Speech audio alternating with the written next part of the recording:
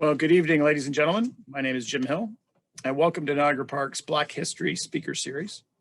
At the end of the presentation, there'll be time for questions, and you can type in your question in the Q&A section and chat sections, and we can ask the question for you.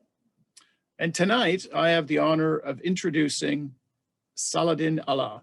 He is the third great-grandson of famed Underground Railroad freedom seeker Josiah Henson, whom Harriet Beecher Stowe used as the primary narrative for her famous 19th century novel, Uncle Tom's Cabin. Saladin is a father of three girls, a therapeutic recreation major who attended Central State University in Wilberforce, Ohio, a Region 6 representative of the 5 Percenters in Western New York, Southern Ontario, and a founder of the Atlantis School for Gifted Youngsters and Quinaya Publishing.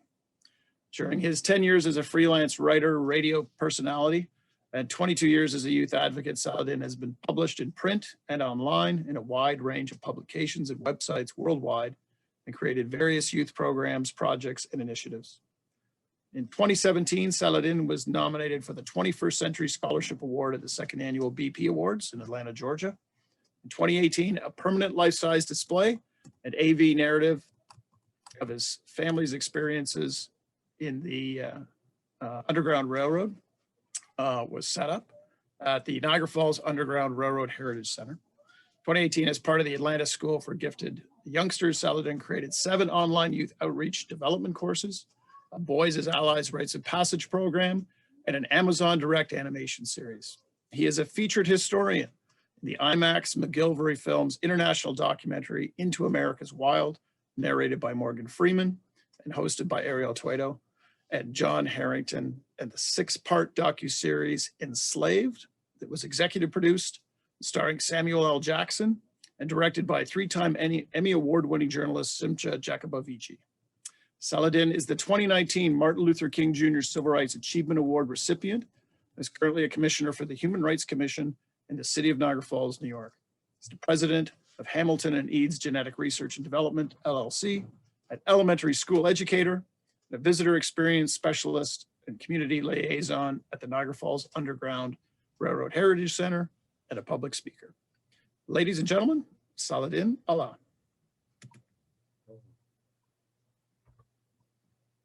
Thanks for that beautiful introduction, Jim.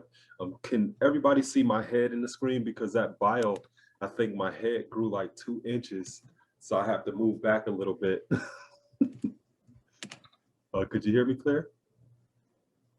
Okay. I can hear you clearly. Cool. So first I want to thank Jim, Sarah, and Niagara Parks for having me tonight, and I'm happy to be here with all of you. So tonight, I'm going to be talking a little bit about the power of cultural competence. And like Jim had mentioned, at the end of the presentation, we'll have an opportunity to go for some questions and answers as well. So to start, I think it's important to first define what cultural competence actually is. And by definition, cultural competence is the ability to understand, communicate with, and effectively interact with people across cultures. And it sounds a lot easier than actually doing it because it actually requires engagement. And just considering the type of circumstances that we're all living under right now, that in itself makes it challenging. So willfully through this presentation, I'll share a few things on how we can be able to access the power of cultural competence, especially under these current circumstances. So what is diversity? Because it's important to talk about diversity when we're considering cultural competence. Diversity, the long definition, is differences in racial and ethnic, social, economic, geographic, and academic professional backgrounds. People with different opinions, backgrounds, degrees, and social experience, religious beliefs, political beliefs, sexual orientations, heritage, and life experience. And in the short definition of diversity is variety.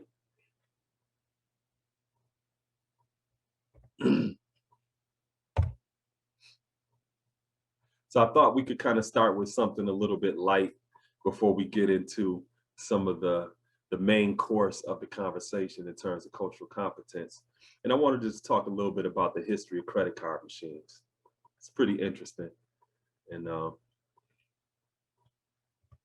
so the first credit card machine was actually developed in 1959. And the way that it worked is the card, some of you may have remembered this.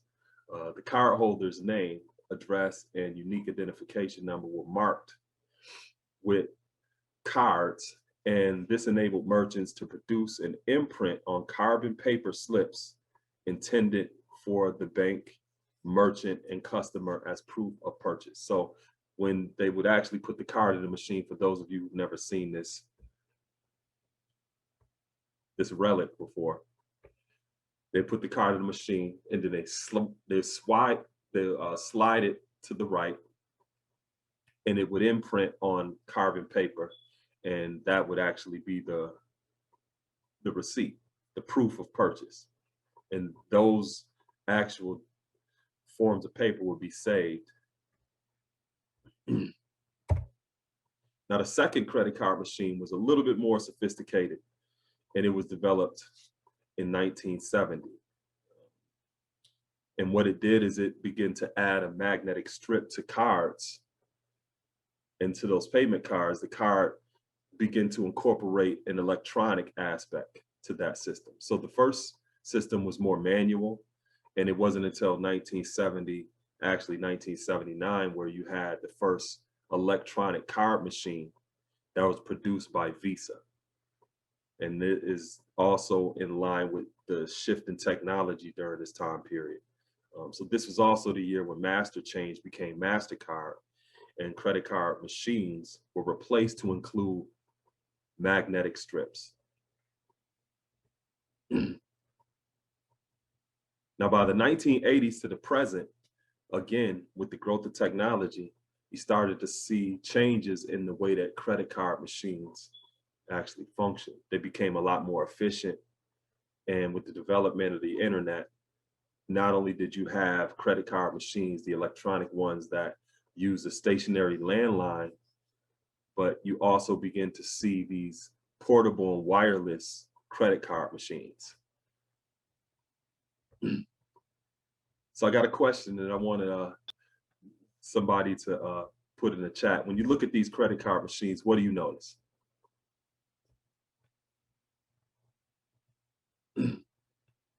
What's something that's unique that you would say about the credit card machines that you see? You can put your answer in the chat. Oh, I forgot to tell you, this is going to be interactive too. Yup, progress, smaller size. Anything else that may be obvious to some of you? White hands. I was talking about the machines. And plastic, yep. Numbers. Okay. Changing keypads. Progress. Gray. Okay, so I'm gonna tell y'all, check this out.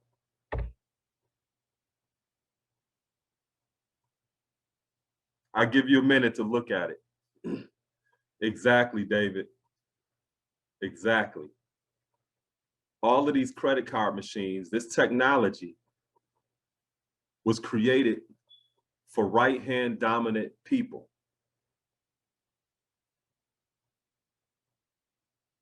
Now that's something that people just typically won't even pay attention to, just simply because it's a standard of normacy in the society that we live in, right? And you know, I wanted to use credit card machines as an example, but when you look around you, a lot of the various different inventions and products that we see in our society are right-hand dominant.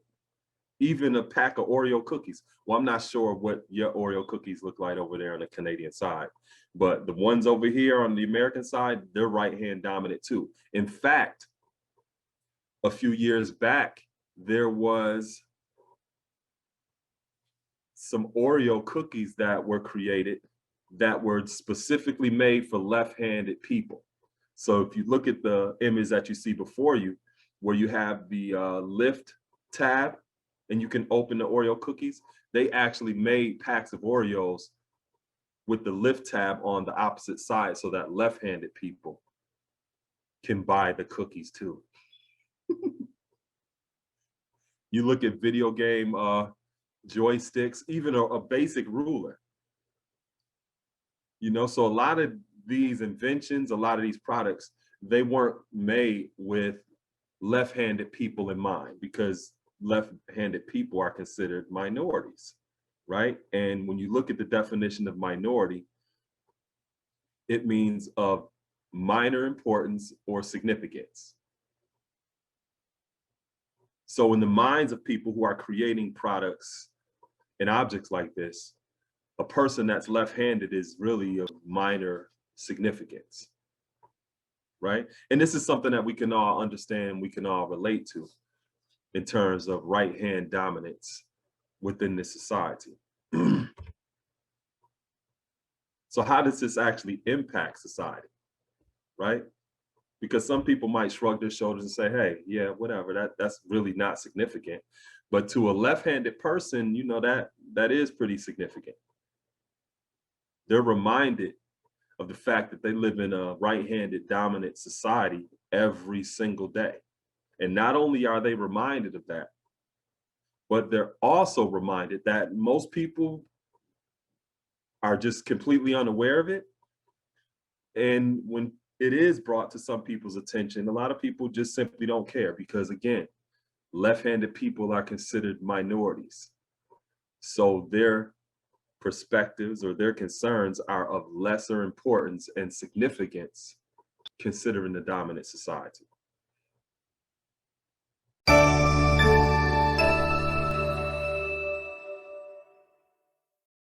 Please support and share with your networks our Atlantis School Renovation Project.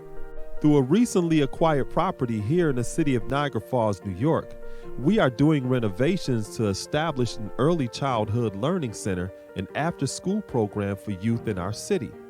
Despite students of color representing more than half the student population in this country, Black men represent less than 2% of that teacher workforce. So as a Black educator, my voice and presence within the lives of children is critical to combating family dysfunction, juvenile delinquency, and creating an inclusive workforce that ensures that all of our nation's students receive a quality, culturally enriched education, which consists of various projects, programs, and initiatives such as this cool animation series. This is not simply my profession, it is also my passion and my purpose. We would really appreciate your support and sharing this initiative with your networks. Thank you.